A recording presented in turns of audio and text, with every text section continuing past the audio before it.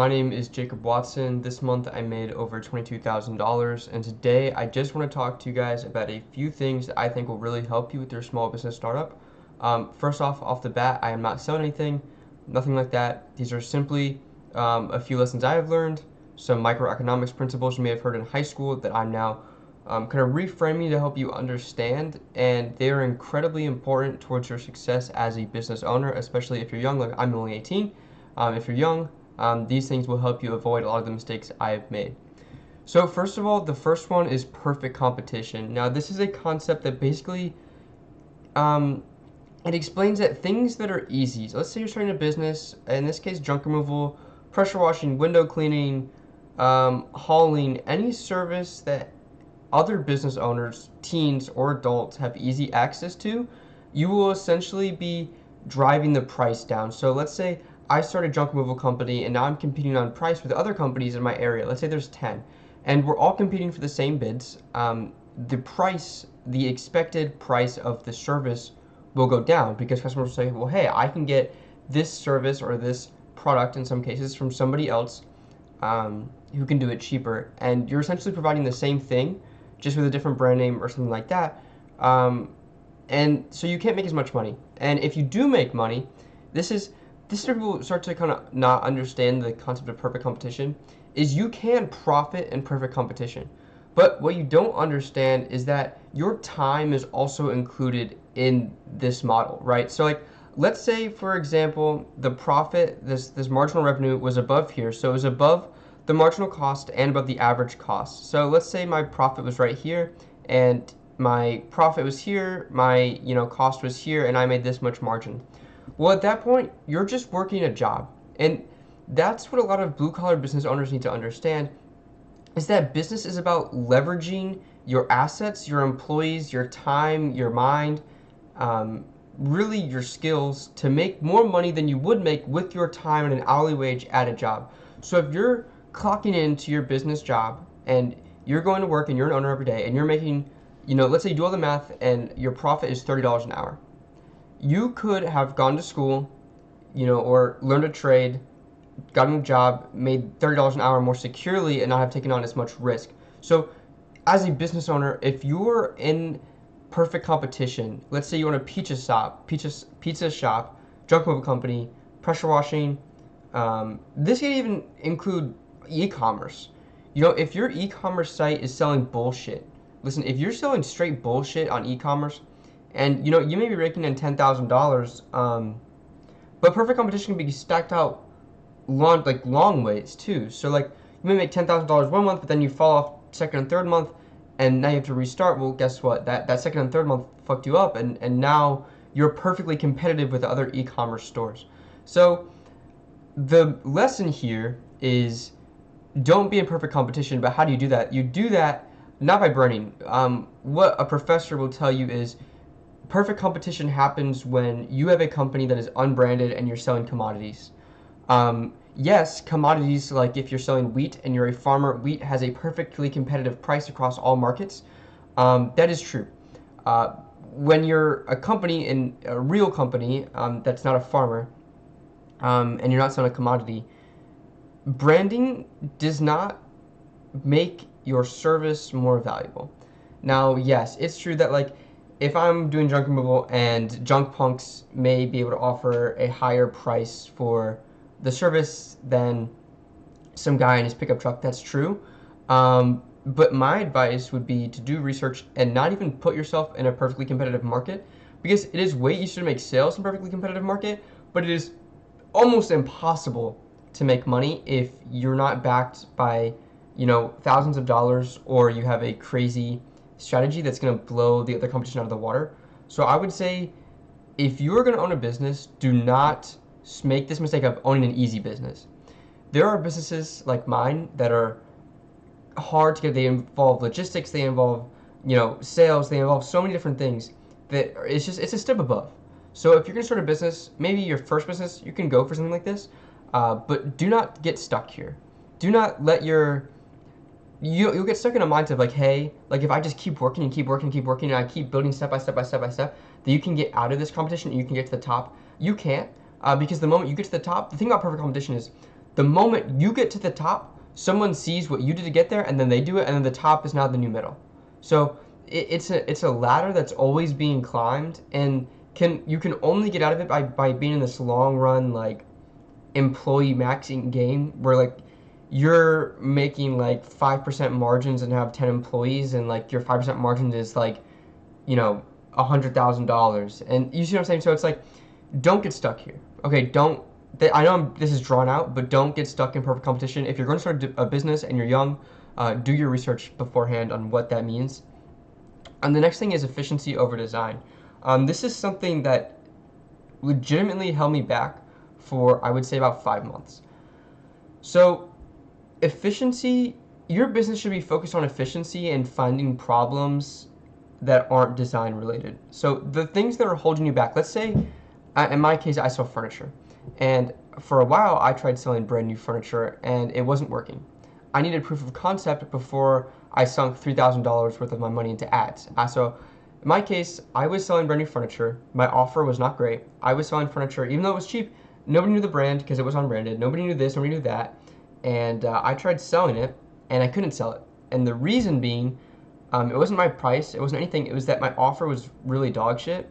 And I thought that if I made my website super convenient, I got rid of all the friction, I made it design friendly, mobile friendly, ad friendly, I made all the funnels great, that it would sell. Before you spend upwards of even a week, a month, 10 hours designing your website to be perfect, I would design your product to be perfect. And if you are doing some e-commerce thing and you don't own the product, you're not manufacturing, you're not wholesaling, you're not selling retail, you're just selling it off of a website, make sure that your offer and your systems behind it are good. So what I have done is, if your product is good, it will sell itself. And I made the switch to selling a different kind of furniture, and even with the shitty website or no website at all, I was able to sell it through word of mouth, Facebook, some ads, and through the website as well as like a feature. And what you'll find is, when I was in competition with other companies before I was making a lot of money, it was, wow, this guy's making $100,000 a month, but he doesn't have a website. It's like, if you own a real business, you own a real retail store, websites they're almost like a secondary thing. You don't actually need them to succeed. And I would almost argue that when you're starting your business, you should focus on things that aren't online. You should focus on, how fast can you turn over inventory? How much money are you actually making on inventory? How can you get inventory cheaper? That's a big one. What are you spending the most time doing? Figure those things out, and the design will come when you have more time. Like, you shouldn't be designing something when you have a bunch of free time and you're just starting. You should be designing your website to be super good when you're finishing and you have a bunch of free time because your system is working without you. So if you're making less than 5K a month, I wouldn't work on your website. I would work on your systems before your website. And then the next thing is, if your website itself is not showing proof of concept, let's say you have 10 SKUs, 10 items, and you're running ads over $1,000 a month or whatever into those products and they're not selling, and you think the problem is, hey, I'll go fix this funnel, I'll change this part of my website, and then run another $1,000 next month, that's how you kill spending, and you fucked up. If your product was good, your website doesn't matter. So if that happens to you, if you're in the situation like I was, where it's like, your product just isn't selling, just take a step back, take 2 months back, and just really think, like, is this product the one? And I don't mean, oh, I'm selling fidget spinners, I'm selling fucking hacky sacks. I mean, if you're like me and you're selling furniture, is this item, is this manufacturer, is this style or even source of furniture the one? And in my case, it wasn't. I found a new source. It was much better. But I'll stop talking about this. Seriously, this is incredibly important. We'll save you months of time. The last thing I want to talk about is risks.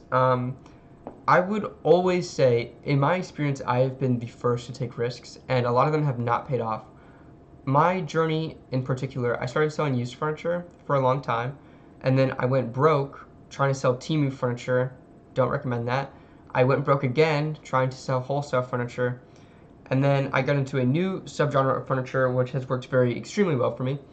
But my point being that you can take risks and figure it out. And if you happen to figure out that this doesn't work, then the $1,000 you spent, the 2,000, 3,000, 4,000 you spent will come back.